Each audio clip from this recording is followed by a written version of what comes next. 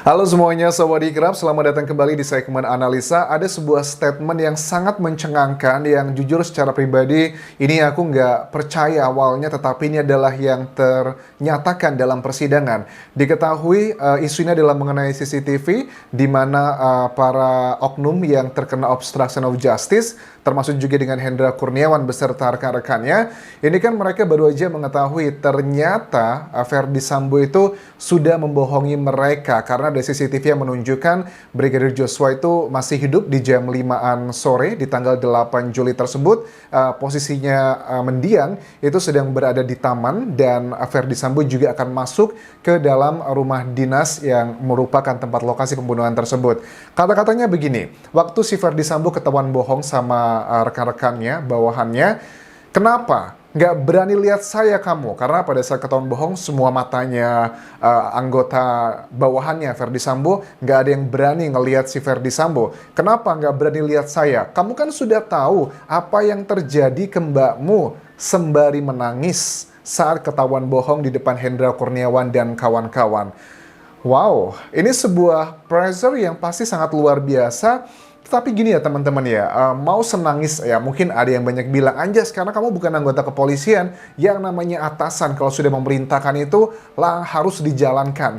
Tetapi gini, itu memang benar, aku harus meng-acknowledge itu adalah bagian yang harus kita akui, tetapi kok sebegitu gampangnya mereka sudah lebih banyak orangnya di sana, tetapi kok mereka langsung melakukan banyak sekali penghalangan-penghalangan penyidikan. Ini indikasi sangat kuat bahwa mereka ini sudah terbiasa melakukan hal-hal yang melanggar hukum.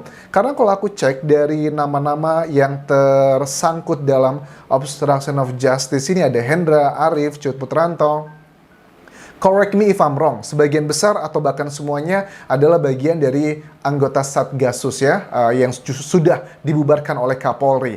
Oke, sekarang kita bahas satu persatu teman-teman. Dalam persidangan ini lebih detailnya adalah mengenai Hendra Kurniawan.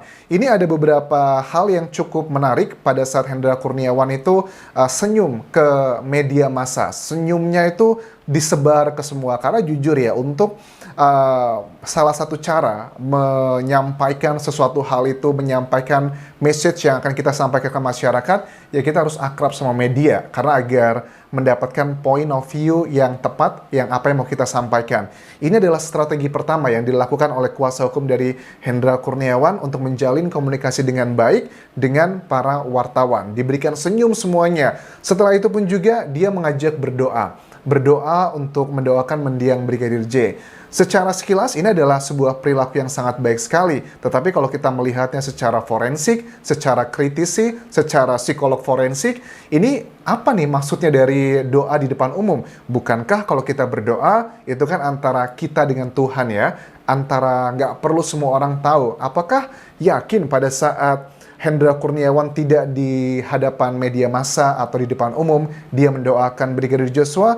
Kalau memang hatinya seputih itu, pada saat Brigadir Joshua terlihat di CCTV yang mereka hancurkan, masih hidup di jam 5-an tersebut, yang sangat bertolak belakang dengan alibi kebohongan-kebohongan pertama Verdi Sambo, harusnya hati kecil mereka berbicara, waduh berarti ini atasanku nggak bener ini, ada apa? Justru malah ya udahlah, take it for granted, yang penting atasan senang. Nah, sekarang adalah resikonya, karena pada saat ini berhasil, seandainya kebohongan dan skenario Verdi Sambo itu berhasil, nama-nama seperti Hendra, Arif, Cut Putranto, dan kawan-kawan, mereka pasti akan mendapatkan jabatan yang akan langsung naik ke atas begitu. Tetapi ya seperti kita main saham ya, high risk, high return. Resikonya tinggi, hasilnya juga tinggi. Jadi kalau ada yang bilang bahwa, aduh kasihan banget mereka ini hanya menjadi korban dan sebagainya, I don't think so. Ini kind of like business ya. Dan aku yakin sekali mereka sudah sering melakukan dugaan-dugaan illegal things yang selama ini mereka lakukan.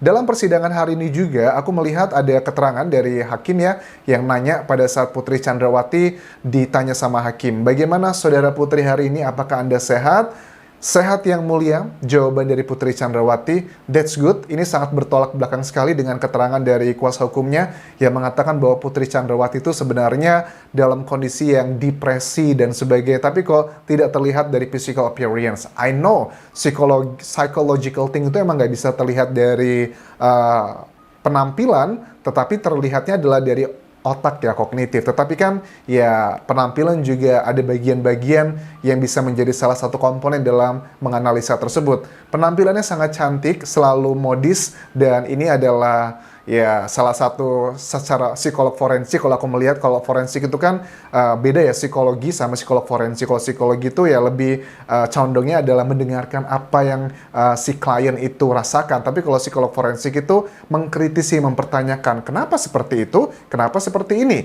Kalau aku lihat penampilan Putri Chandrawati yang selalu tampak modis agar memberikan secara psikologi ke masyarakat bahwa Putri Chandrawati itu masih cantik, karena ada banyak kan komentar nggak mungkin Brigadir Joshua melakukan hal seperti itu ke orang yang sudah setengah abad, adalah narasi yang tercipta saat ini. Nah, itu adalah salah satu subconscious things yang dilakukan PC dengan penampilan yang menarik. So that's my opinion.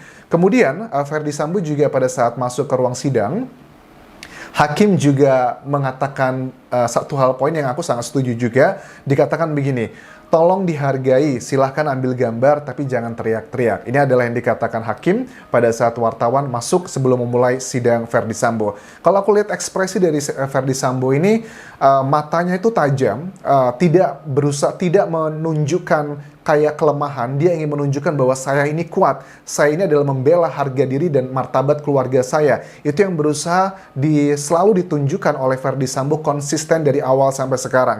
Tetapi dengan di bagian akhir, aku juga melihat, namanya juga manusia biasa, dia kayaknya tarik nafas berkali-kali dan juga menjem ke bawah, kemudian kayaknya putus asa. Karena memang ancaman yang dituduhkan untuk Ferdy Sambo ini adalah pasal pembunuhan berencana. Dan aku melihat ada bagian dari sisi Ferdy Sambo yang kayaknya agak sedikit give up. Dan dia, kalau aku lihat sampai sekarang, kemungkinan besar Hakim akan memutuskan adalah hukumannya adalah yang 340. Kemungkinan besar adalah hukuman mati atau penjara seumur hidup, karena dia sudah mengakui membunuh, dia ada obstruction of justice, dia juga yang melakukan kebohongan, jadi berlapis-lapis kebohongannya, kesalahannya.